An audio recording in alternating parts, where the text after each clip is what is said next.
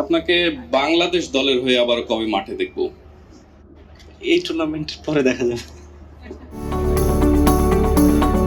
সংযুক্ত আরব আমিরাতের রাজধানী আবুধাবির শেখ জায়েদ স্টেডিয়ামে অনুষ্ঠিত হতে যাচ্ছে দেশটির অন্যতম বড় ফ্র্যাঞ্চাইজি ক্রিকেট টুর্নামেন্ট আবুধাবি টি10, যেখানে অংশ নেবে Ajman Bolts, Bangla Tigers, Chennai Braves, Deccan Gladiators, Delhi Bulls, New York Strikers, Northern Warriors, Samp Army, Team Abu Dhabi এবং ইউপি নওয়াবস 10টি দল।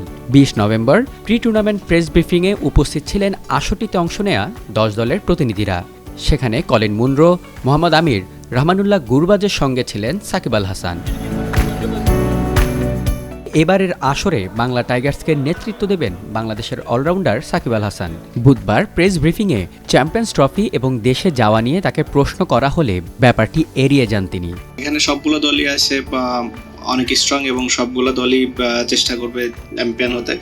আমাদেরও লক্ষ্যটা সেরকমই এবং আমরা চেষ্টা করব আমাদের জায়গা থেকে। আমার কাছে মনে হয় আমাদের খুব ভালো একটা দল আছে, ব্যালেন্সড একটা দল আছে যেটা কম্পিট করতে পারবে এই টুর্নামেন্টে। আপনাকে বাংলাদেশ দলের হয়ে আবার কবে মাঠে দেখবো? এই টুর্নামেন্টের পরে দেখা যাবে। আসন্ন চ্যাম্পিয়ন্স ট্রফি নিয়ে আপনাকে দেখা যাবে কিনা, চ্যাম্পিয়ন্স ট্রফি নিয়ে কিছু বলবেন কিনা? Last question. না, এখন এই টুর্নামেন্ট নিয়ে পুরো ফোকাস করছি আমি। 12 দিনের এই আবুধাবি টি10-এর সিজন 8-এ হবে মোট 40টি ম্যাচ। 21 নভেম্বর বাংলাদেশ সময় বিকেল 5:30টায় আসরটির উদ্বোধনী ম্যাচে মাঠে নামবে টিম আবুধাবি ও আজমান। সন্ধ্যা 7:45-এ দ্বিতীয় ম্যাচে মুখোমুখি হবে সাকিবের বাংলা টাইগার্স ও স্যাম্প আর্মি।